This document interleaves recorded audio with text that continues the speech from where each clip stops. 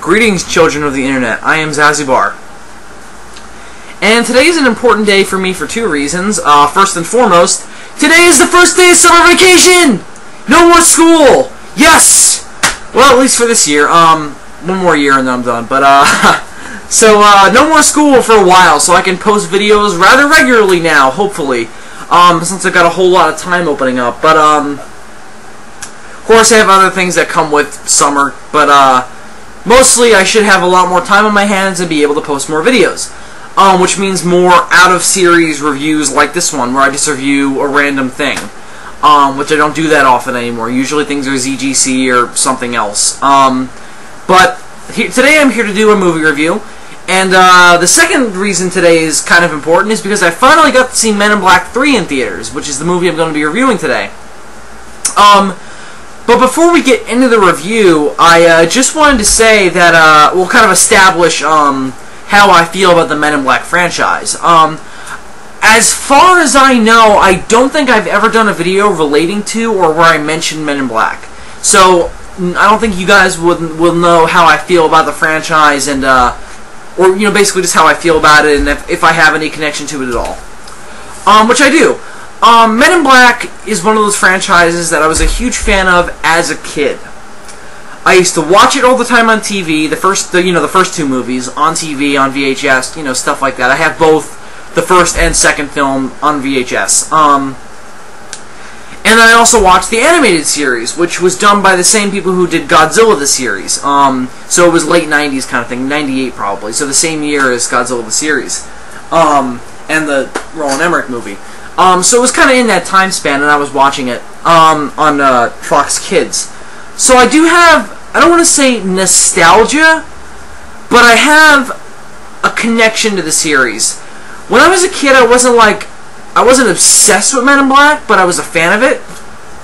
And Men in Black is one of those very few franchises that I was a fan of as a kid that didn't really carry over into my adulthood. A lot of franchises I liked as a kid, I kind of still like now, or at least respect now. I'm not saying that I don't respect Men in Black, but I'm just not interested in it anymore. Like, I'm still interested in, of Godzilla, of course.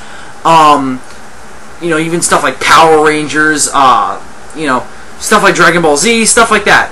I'm still interested in it, even though I was mostly a fan of it as a kid. And not even just out of sheer nostalgia, just that if I still think it's worthwhile. Not that Men in Black isn't worthwhile, I just don't find it interesting anymore. I don't know if it's the tone, or the stories, or the characters, or the actors, I don't know, I just don't find it terribly interesting anymore. So it's been quite a while since I've seen the first two films. I still think they're good movies, especially the first one. Haven't seen the second one in a really long time, although people keep telling me it's awful. And I don't really remember it well enough. All I remember is a sexy alien that was eating people. I don't know. And I remember Kay had his memory wiped. But that's really all I remember. I don't remember if it was good or bad. So, but the first film I still think is a good movie. But for sure, I've seen it kind of recently, but it's still been a while. So I wasn't like refreshed with Men in Black stuff when I went to see this movie. But anyway, on to Men in Black 3, so that's my feelings on it. I'm kind of indifferent to it nowadays, but as a kid, I was a fan of it. On to Men in Black 3. I went into this movie with either no expectations or really low expectations. It's hard for me to get a good vibe of which. First of all, I just wasn't excited about it to begin with because, as I said, I'm not terribly interested in that franchise anymore. I mean, I was kind of intrigued because I knew I was a fan of it as a kid, but I wasn't saying, oh, let's go see Men in Black 3 now. So I didn't really have huge plans to see it like I did for something like Avengers. But then the thing that really kind of killed it for me before I even saw it was when I heard that,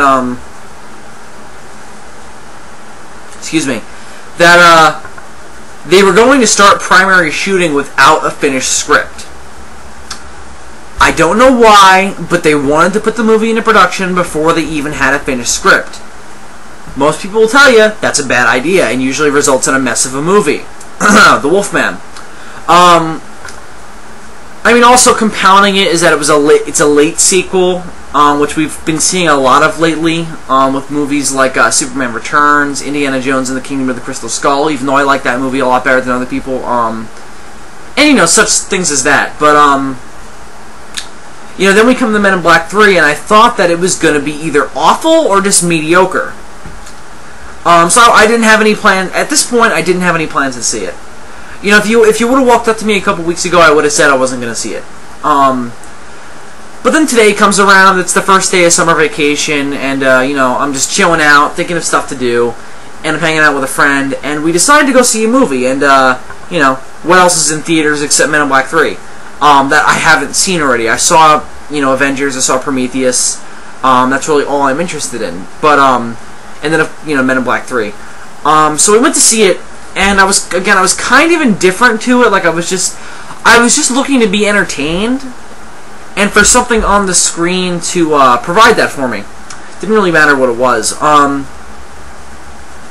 So I wasn't really going into Men in Black 3 with huge expectations as to this is a Men in Black movie. It's got to hold up to these standards. But in the end, after sitting through it and, you know, just remembering that it was a Men in Black movie in the back of my mind, but also, you know, just looking to be entertained, I really enjoyed it. I was actually really surprised. I thought it was going to be... I thought it either wasn't going to have any impact on me or I was going to hate it. I actually really liked it. It wasn't the greatest movie ever, but it was satisfying for what I was going to see it for. You know, I mean, it's not going to change movies or really change even how you feel about Men in Black. If you like the franchise, I think this movie's going to, you know, be fine for you. In fact, even for the franchise, it's not groundbreaking, but it's good. And I'll get into, you know, what's good about it and what's bad about it, because it has problems. But for the most part, it was really good. I really enjoyed it. So really, the first thing I want to talk about is, since, you know, it is a comedy movie or an action comedy, let's talk about the humor. Or a science fiction action comedy, I guess would be a better way to put it. Let's talk about the humor. It was funny at points. It wasn't a laughs-a-minute comedy. And not to say that the first two movies were that way either, but I feel like they had more comedy in it. Men in Black is, you know, it's a genre-crossing kind of movie. It's basically made up of action, sci-fi comedy. But I was expecting more jokes that I was going to laugh out loud at. Like, I did laugh out loud, but not like every 5 minutes was another, you know, hilarious joke. It had funny jokes in it, to be sure, but it wasn't like I wasn't busting a gut and then walking out quoting every line. Although it did have some points that were kind of quotable. But for the most part, the humor was alright. Again, it wasn't bust a gut, quote for a week kind of jokes, but it was funny. It was funny enough where I could say that this is a pretty good comedy. So Will Smith kind of built his acting career on playing comedic roles. You know, he started out in Fresh Prince of Bel-Air, and of course, Men in Black was one of his first movies. I think Independence Day was his first big screen movie, but I think Men in Black was really soon after that. I mean, it was 1997, so it couldn't have been that deep in his career. So yeah, Men in Black. He kind of built his name on comedy, especially with Fresh Prince of Bel-Air, and Agent J in Men in Black is kind of Will Smith playing himself. Not to say that's a bad thing. Because Will Smith, I've never seen him in a role I didn't like him in. I mean, he's been in bad movies, but he hasn't played a character or been in a movie where he's not the best part of it. Case in point, Wild Wild West. He's the best part of that movie, and it's hard to hate him.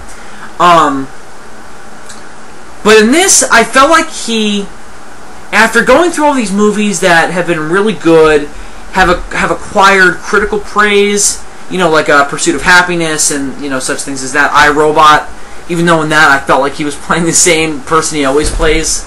That kind of smug, sarcastic, you know, badass.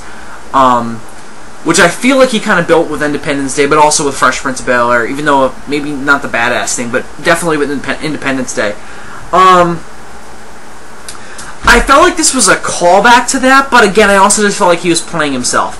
I didn't really get a depth of character out of Agent J, but then again, we never did, so I can't really criticize that. It was just something I noticed, that he was kind of going back to the way he used to act.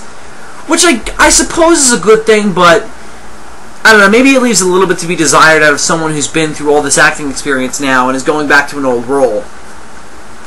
But I don't know, maybe that's expecting too much or expecting unrealistic aspects of a movie. But Will Smith, you know, again, you can't hate Will Smith. I mean, he was fine in this, and playing Agent J again, he definitely had a little bit of room to, you know, do some of the things that he does best, like, you know, being a smug, you know, badass, kind of a sarcastic guy, makes fun of whoever comes across him. There were some great moments with that, especially when he goes back to the 60s. I mean, there are some great moments where he's, you know, really good at making fun of people around him. And gets into fights with people because of that. So, you know, that's the Agent J I like to see. And there are some great moments for him to explore that in Men in Black 3. And that, you know, again, that's what he's good at with this character. So it's good that they definitely gave him enough of that to satisfy the audience. But again, I felt like he was going back to what he was doing back in the 90s. And again, not that that's a problem, but I don't know. I would have almost said, you know, use all this acting experience you went through and do the same thing you did back then, but maybe give us a little bit of a subtle look into how Agent J really feels about this whole Men in Black thing. And I don't know. Maybe I'm just rambling about something that's not really even a problem. Just, I don't know, it's something I noticed. But he was definitely the funniest thing about the movie. Well, yeah, I'm going to say that. He was definitely the funniest character in the movie.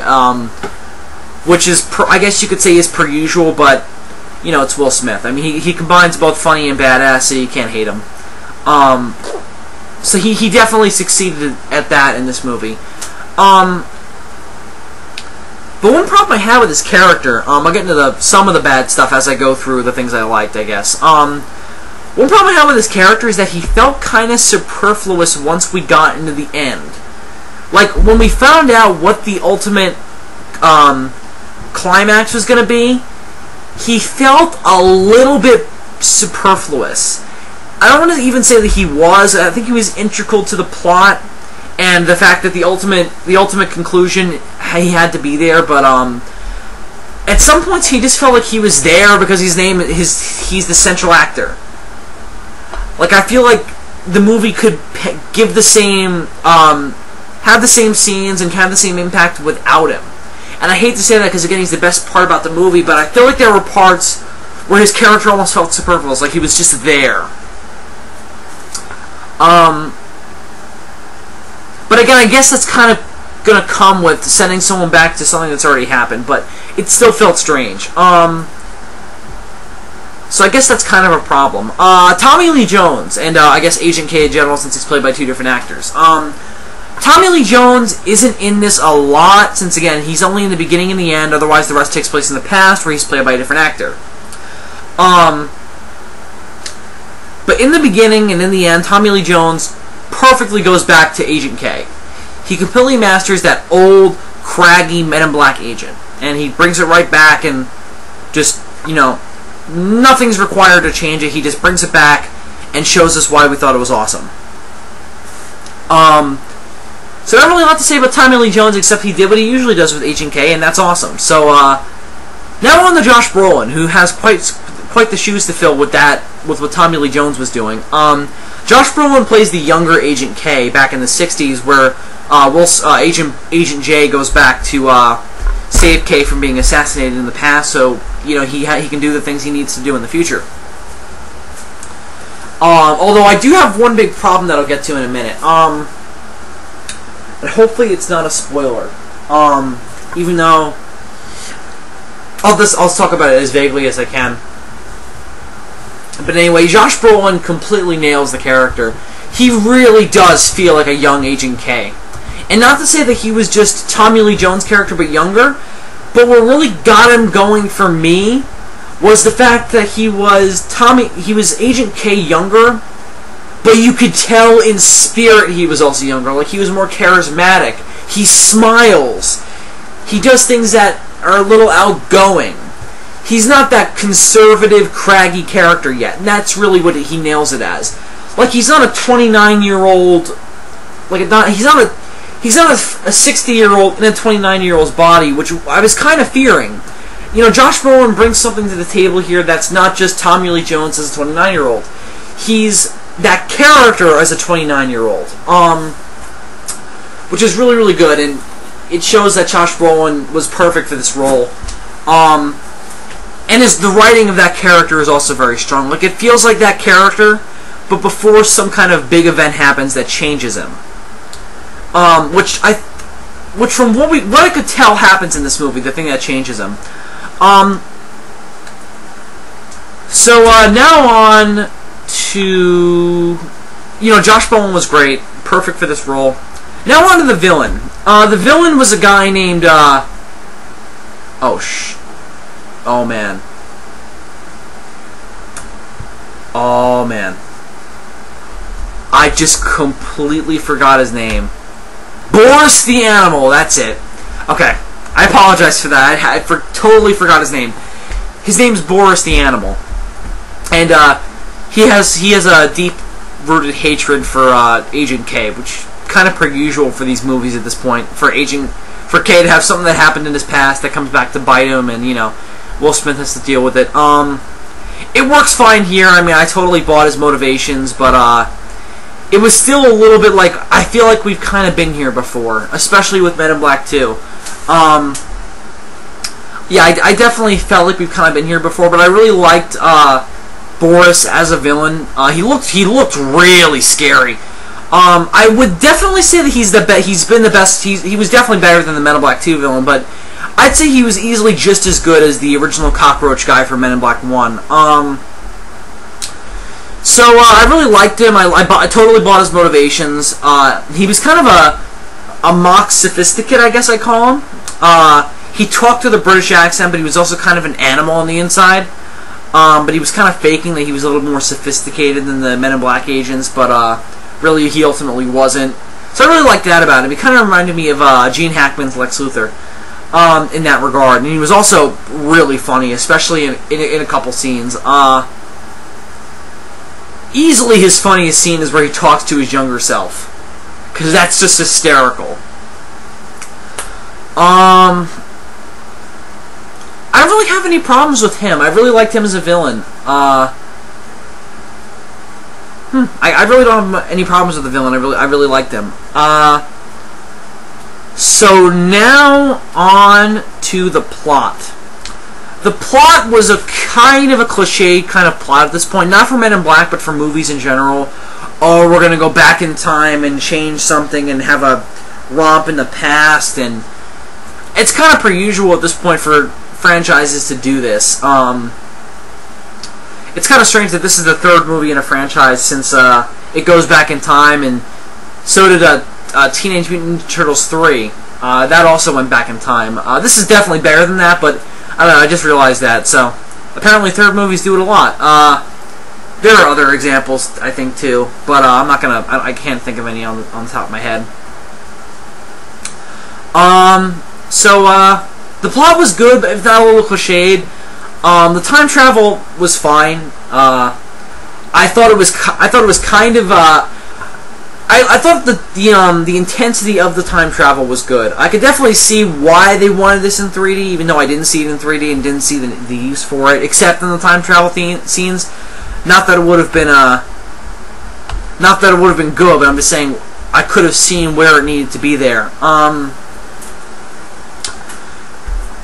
But the whole thing with the little dial that takes you back in time, and the uses of that, especially in the climax, were cool and somewhat original.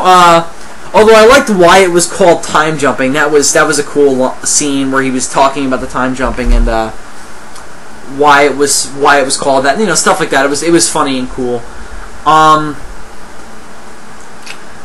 So the plot was fine. I bought why they had to go back in time, and some of the anomalies caused by the time travels are kind of interesting. Like we get to see one of the reasons why Jay was recruited back in time, which is cool. which makes it integral for his character at that point. I said that he's kind of superfluous at points earlier, but right when we get to that point, you can see why he had to be there. Which was really cool and kind of a wow, that's really deep and awesome moment. So if you're a fan of the series, I would just go see it for that, because it's really kind of like, wow, that's intense. But again, I bought the reasons why they had to go back. Again, they were a little cliched, and that kind of bothered me. But the stuff with the characters was enough where the cliched plot was only noticeable to a point.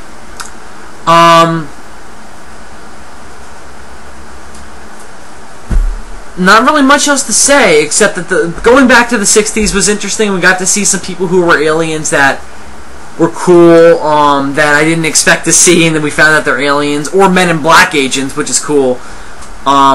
Just to have a callback example, it's kind of like how we had Michael Jackson be a Men in Black agent and Men in Black 2.